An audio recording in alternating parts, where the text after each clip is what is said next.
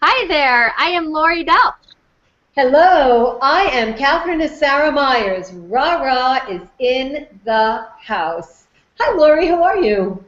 I'm awesome. How are you tonight? I am great. Lori, I can't believe it. Another show comes up so quickly, and to think that we were in another city just a week ago. This is amazing. I know, right? We are traveling more and more all the time and getting to run into each other more and more all across the world. Gratitude Girls on Wheels. That's right.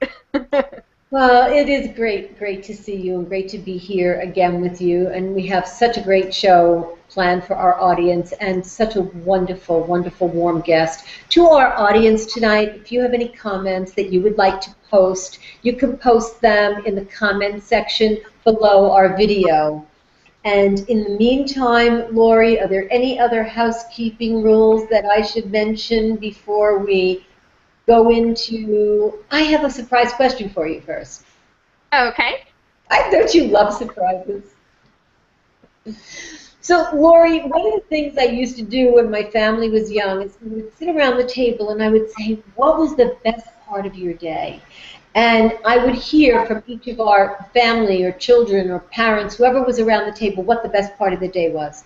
So I'd like to ask you, Gratitude Girls partner, what is the best part of your day today?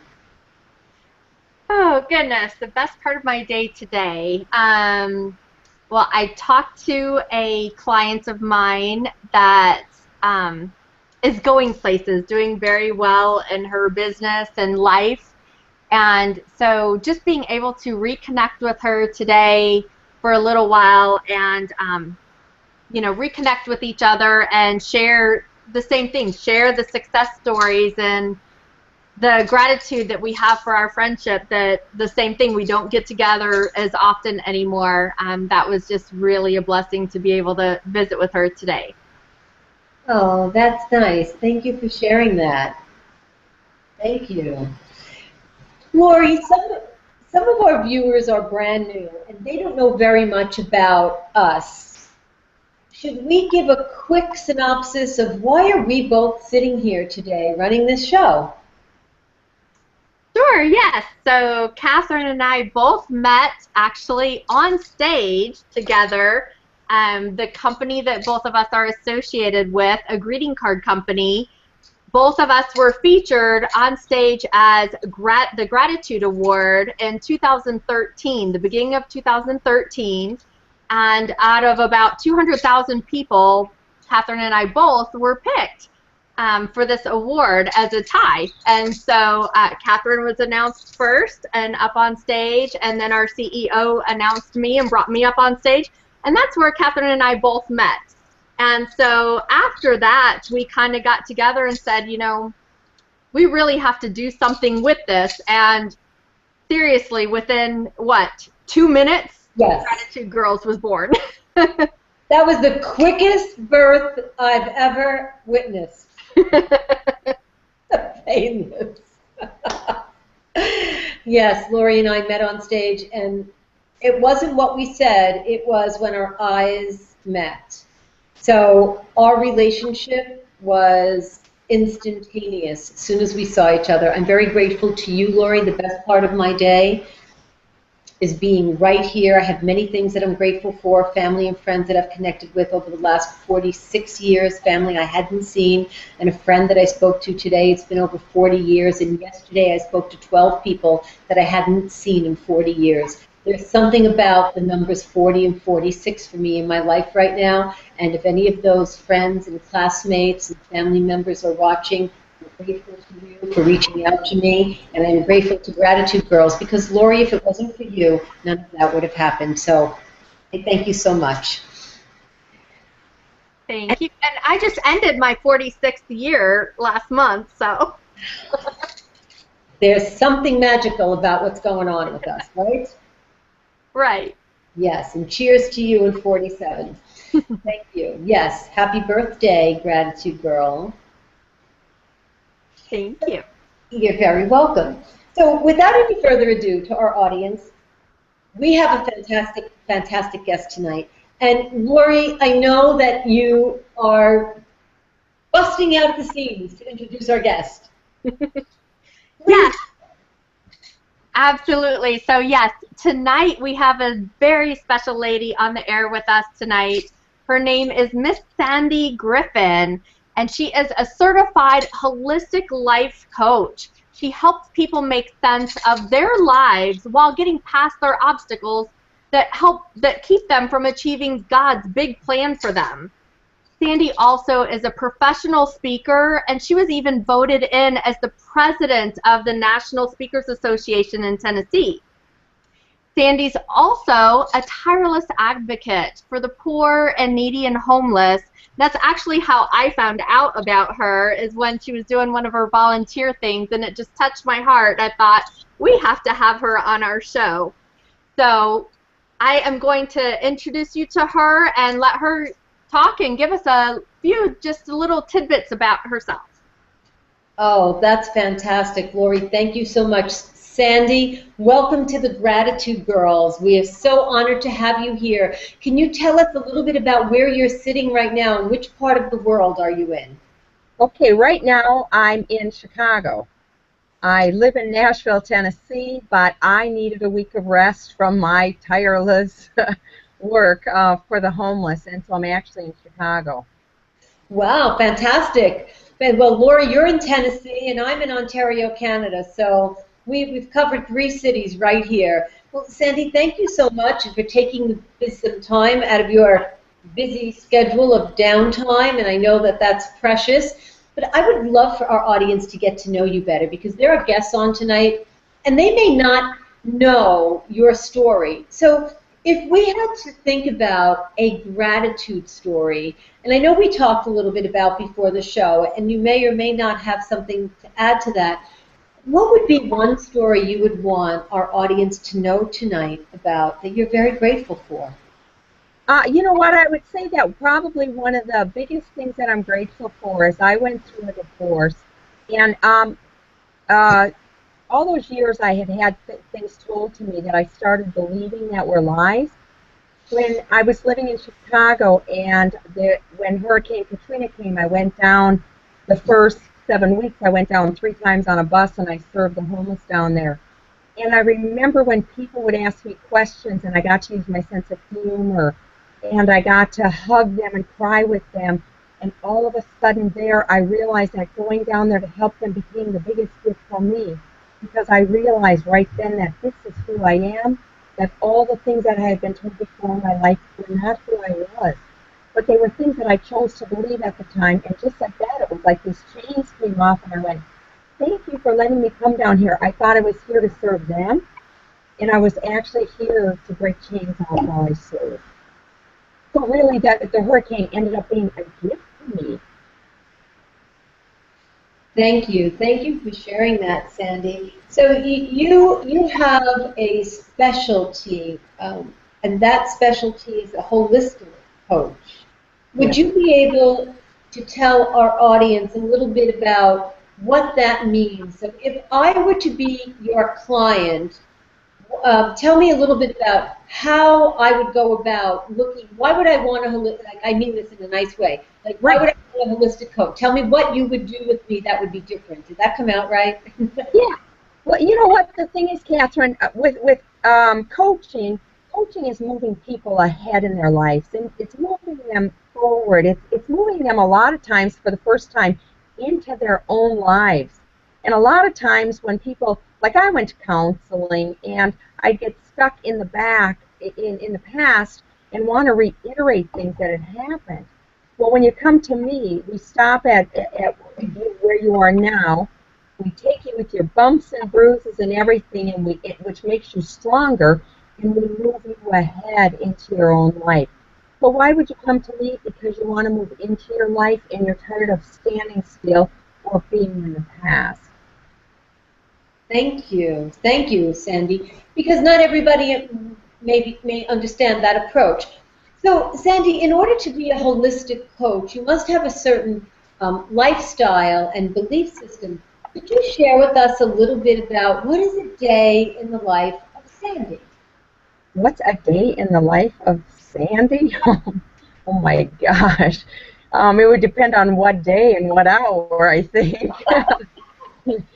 You know what? A lot of sometimes I start my coaching at 5:30 in the morning. If that's when people can work it out, that's when I do it. If somebody calls and wants an appointment at 9:30, in between then, people are calling me to give me furniture for the homeless, to give me toiletries, to give me anything, and I don't say no to anything, ever, because I know that it's coming in my little clearinghouse to move right out, that I'm just the middleman that's holding it for a short amount of time. As a matter of fact, someone called me once and asked me if I wanted a whole bunch of big cases and cases of Depends, and I've never ever needed them. The next day, a girl called and told me about her nephew who had been in an accident. She had heard of me. She got my number from someone. I'd never met her. She wanted sheets because he was in an accident, sometimes lost control. He was 20 years old, and I said to her, "Does he wear Depend?" And she said, "My brother can't afford them." And that same day, she came to my house and took all the Depends I had. So every day is different. It's like, you know what, whatever, I wake up in the morning and it's like, okay, my prayer is that whatever you have for me, let my heart and my hands be open to knowing what you want me to do and move on in my own way. Thank you. And Sandy, tell me, you must have a part or a ritualistic part of your day where you eat and you exercise. So where's the time for you? Can you share a little bit about the insight about you, the real Sandy? Yes, that all starts early in the morning. It starts about 5:30 in the morning usually. And my mornings are mine unless I have like somebody that can't get coaching at night or in the afternoon. I get up in the morning, I have my walk the dog, and he loves walking far. And then and if I go too far, I end up carrying him home. And then I have my devotional if I feel like reading. And then I just sit in a chair. Usually I put a blanket around me because it feels cozy. And that's my time to really get grounded so I can move ahead, so I can make a difference and I can feel peaceful. Thank you. That gives us a really nice picture. And so you must have some ideas and some thoughts about food. So as a holistic coach, does that go into your eating, or what relationship do you have with food? Okay, I was a 30-year compulsive overeater. When I was 10 years old, I had a paper out with my sister. When I was 7, we were told my dad had 2 years left to live. There were 12 kids in the family. I got a paper route, and he actually lived 11 years. But as a 10 and 11-year-old with a paper route, my sister and I, when we would collect money for the papers, would use it for food. And that's how we let ourselves know that we were being taken care of. 30 years of that, I was a compulsive overeater until I finally just, I went for help, and because I didn't carry that much weight, I got up to 210 pounds, but should have weighed 400 pounds. They did my story on the 700 Club. And so I had to come to terms with what food was and what it wasn't. And so I do a lot of coaching with people with eating disorders, a real lot, and depression. And so I pretty follow like the whole week, which is like paleo. And so I really have to have kind of a structure, or if I get sugar in me, it's sugar for the day. And I've come to learn what my triggers are. Because of that, it's been a gift to me to have that, because when people have eating disorders and they say you don't understand, I'll say, why me? I've probably been there, or somebody I know has. Thank you. Thank you for sharing that, Sandy. And experience plays a very big part in how you relate to your clients. And let me ask you a question. So a day in the life of Sandy, it starts early, you ground yourself, you're there for people, you're giving from the minute you wake up. Do you have any fur babies in your life? Oh, I have a little Bichon. I have a Bichon that needed a home because it had 24 hours before it was going to be put down. And I didn't like animals. I was afraid of them because of the paper route they used to chase us.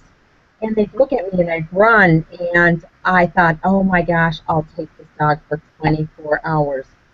So he panted in the car and I brought him home and he was looking at me.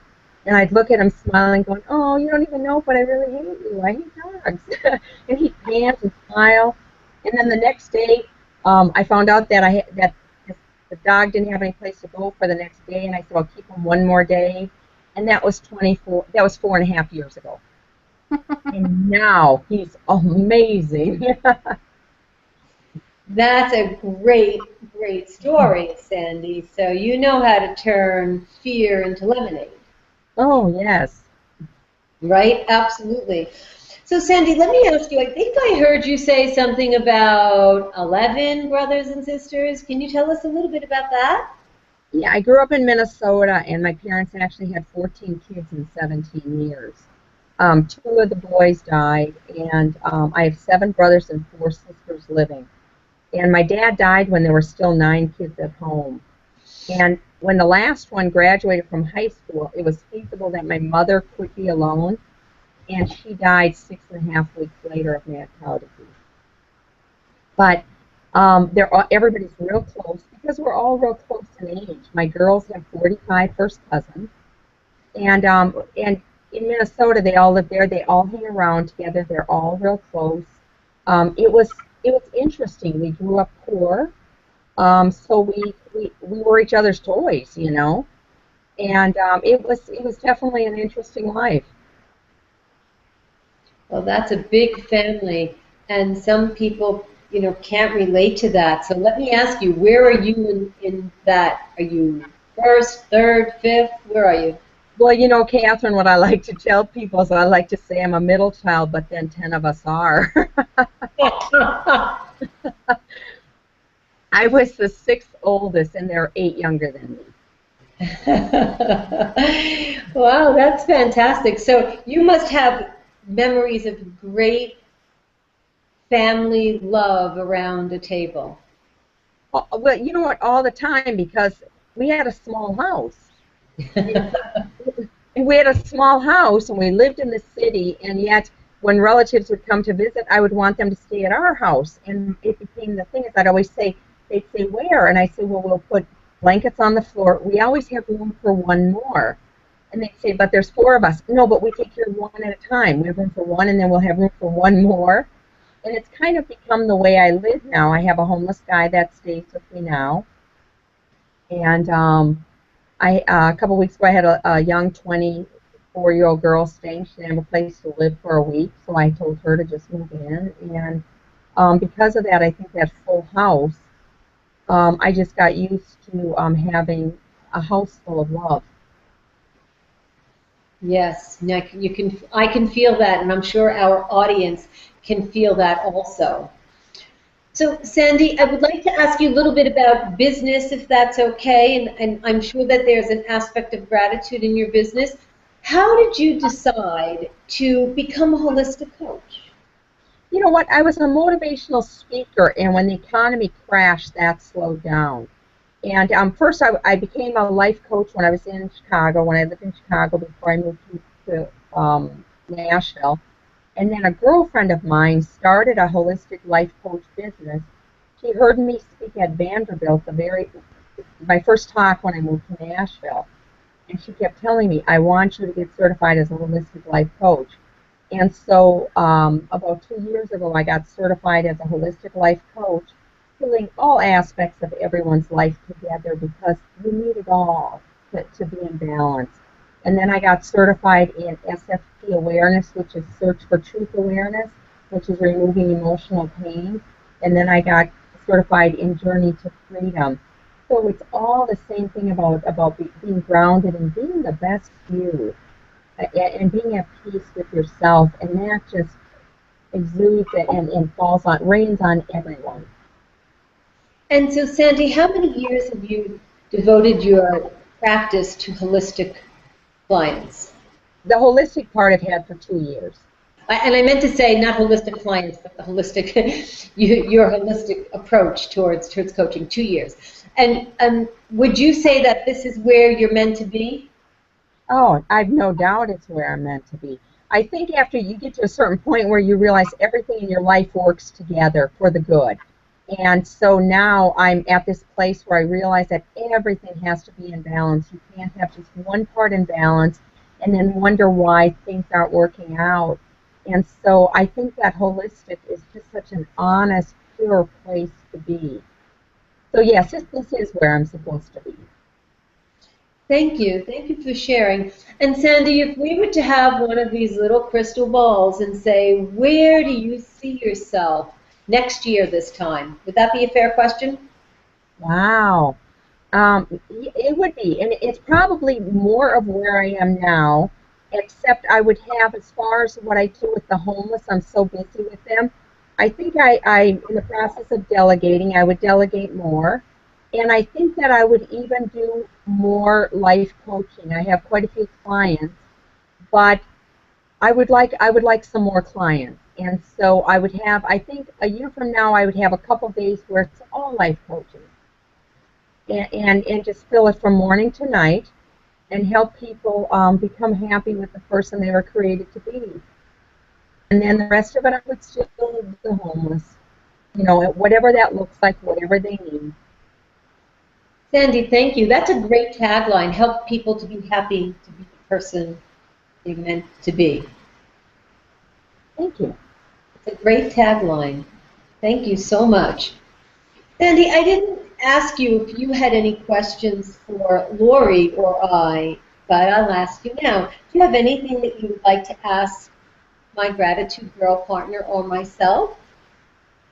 You know what, I would. I'm real curious as to what are your goals with your being Gratitude Girls? What do you want us to do? Who are you asking first? Lori.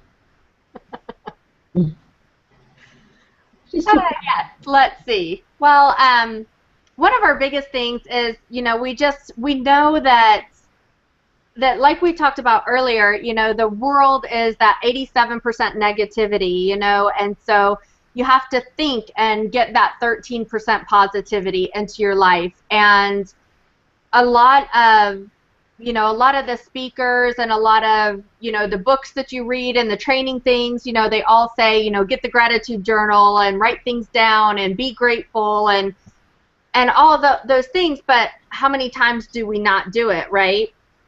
And so, I mean, even with me, I've had a gratitude journal in my nightstand for years. I actually started January 1st, 2009.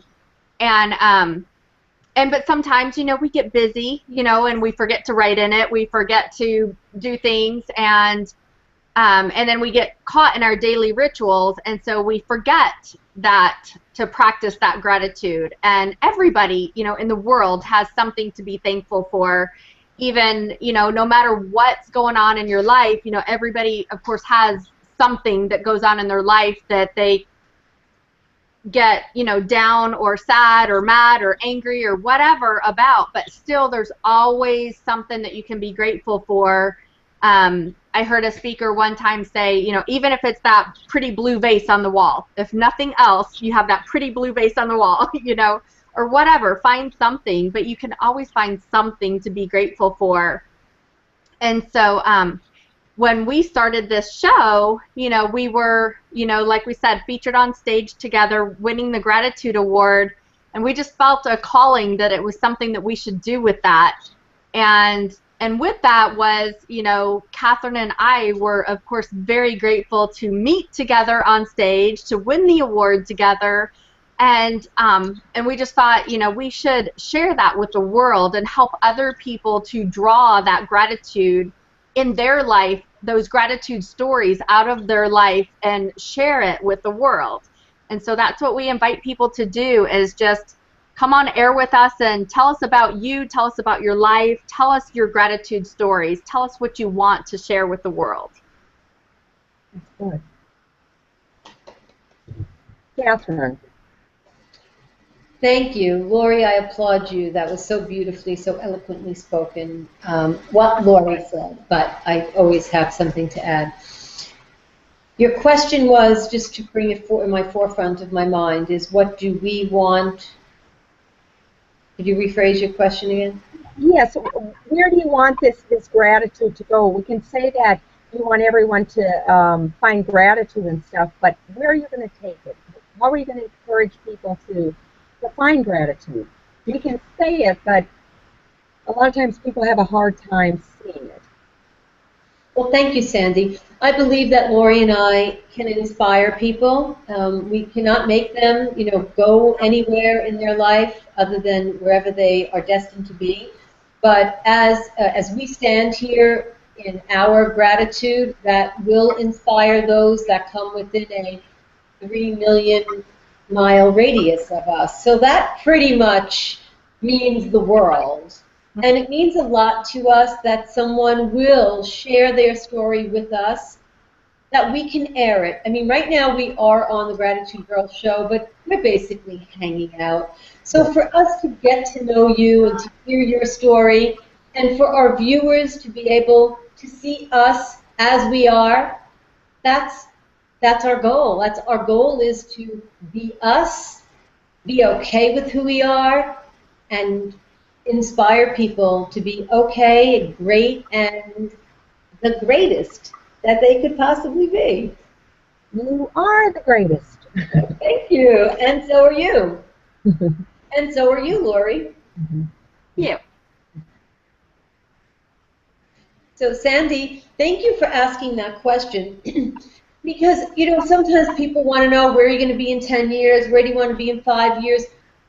12 months goes like that. Right.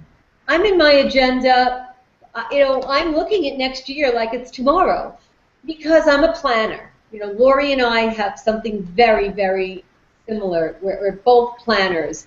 We both like to be organized. And if we're 1 minute away from organization, we're ready. We're there already. So thank you for answering our question about where do you see yourself in a year, because if you hadn't thought about it, maybe today was a good day to think about where do you see you, all the things that you're doing for your clients and for the homeless and for your friends and for your family and the people that you're honoring. There's something in it for you too. So how could we do something for you, may I ask? Wow, that's a good question. I'll tell you, I love writing. I love writing too, and I'm meeting with, next week, in a week and a half, I'm meeting with a publisher. Lori has read my Facebook posts. I write pretty heavy-duty Facebook posts. I've had up to 22,000 people following and reading my Facebook posts and commenting on them. And I even had a girl in Arizona message me and say that she read my Facebook posts and she thought so many times of committing suicide, but sometimes the only thing that keeps her alive is reading and rereading them. So, you know what, I guess another thing in the year is I want a column. I want to write a column. I want to be writing. It's who I am. I want to be coaching. I want to be writing, and I'll always do stuff with the homeless.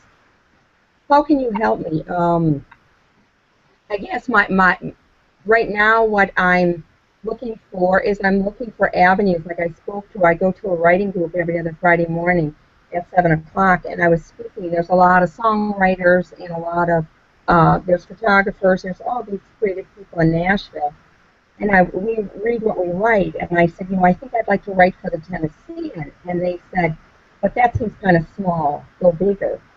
And I'm like, oh, okay. I guess you know what I'm thinking. I'll start there, and I'm thinking. And they said, no, you're too big. Go bigger. So you know what? If anyone would have any ideas, if they would read my Facebook posts, they're all under like abuse or hope or dreams, or I know that Lori reads my stuff that I write, and I feel like I'm sometimes not writing it, that I just happen to be at the computer in the room when it's been given to me, and so I feel like that's a gift that I have to share with the world. So I am open for any help on anything with writing. Well, thank you. Thank you for putting that out there. It'll be a pleasure to read your Facebook post. And if you'd like to write, I'm sure Lori has invited you to write on Gratitude Girls. Well, how would we be able to read your posts, Sandy? If they go on Facebook, it's Sandy Griffin. Can And you it spell can your go last on. name? Pardon me? Can you spell your last name? Just, I know it's posted, but if you can just tell the audience. Yeah, it's Griffin. And you know what, my Facebook page is interesting because it's kind of like a website. I do more communication on there than I do on email. And the people, I coached someone by Skype in South Africa, and he got me off of Facebook, and someone in London, and because they like what I say. But it also has a lot of stuff about the homeless. People get to know the homeless on there, and they get to see the faces and the stories, and they see them as human beings. So I invite everyone to connect with me and share.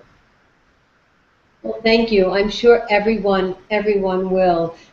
Sandy, I could listen to you forever. We have so much more to discuss. I'm looking at the time because as we would like to be true to our word, and we need to be true to our word, it's 10:01. So, Lori, perhaps we can spend some quiet time together with Sandy and we can do the things that she would like us to do, and we can read her posts and give Sandy an opportunity to write on our post if she'd like, on our Facebook group. And what we'll do is we'll keep in touch. We will follow up. We will be fanatics at following up. Every time you turn around, we'll be there. We'll be following up with you. We'll be reading you. We'll be commenting to you. You'll say, there are those gratitude girls again. They're fanatics at following up. So that's what I promise to do. I'll receive that. I'll receive that. Great, great, thank you. So, Gloria, is there anything that you would like to say to our audience before we close our show for tonight? Yeah, well, I just want to, just one more thing. I know, Sandy, you shared with us a couple gratitude stories before the show, so I just wanted to check in with you to see if you wanted to share one or both of those stories with us really quickly before we close as well. Okay, which ones were those? Alzheimer's. Come on, give me a break. I think what you shared with us was your story, and what we did before is we talked about things from your heart, and if you have something else in your heart, feel free to open up, and if you think about it at 2 in the morning, call me. I'm usually up. You and I have the same schedule. You know what I would say? If I had to share a gratitude story, you know what? God has just given me a gift of having an open heart. And right now I have a homeless man that lives with me, and he has cancer, and he has chemo every Monday. And you know what? The fact that I have an extra room, and by an extra room I mean my office. When I found out, I've known him for a year and a half. He's been going through chemo for about 10 months every Monday. 58, 59 years old, and when I found that out, I said, if you want to come and stay at my house, you have to make your bed. I mean, literally, I have bunk beds out in the garage somebody gave me. There's a hammer and a screwdriver out there, and you literally have to make your bed. And so he went and he made his bed, and it's set up real nice in my office because I have a laptop, so I take it out of there. He picks up my yard, he helps out, but what a gift to me that he makes my life easier, takes the dog for a walk sometimes. Well, I'm not there for this week, he's staying at the house with my dog. So I look at that and know that I was gifted with a homeless person to live in my house, thinking I'm helping him, and he loves to cook. And the first time he went to the store after he moved in, he cried because it's been so many years, 2 years that he's been homeless, since he got to go buy stuff to make in a kitchen. And I get to see his gratitude, and in turn, I'm so grateful I get to see his gratitude, and it makes me grateful that I can give him that office and a home that he can call his own.